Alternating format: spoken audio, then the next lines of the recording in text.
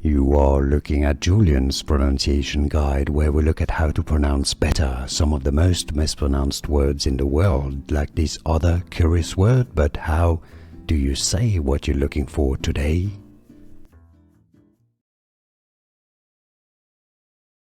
How do you pronounce it? Let's break it down. There are different pronunciations in British English designating meaning an old person.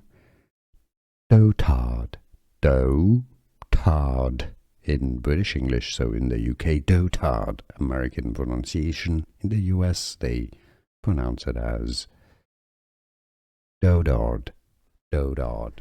Here are more videos on how to pronounce more confusing words and names too many mispronounced. Like this video if you found it useful. I appreciate your support. I'll see you soon and thanks for watching.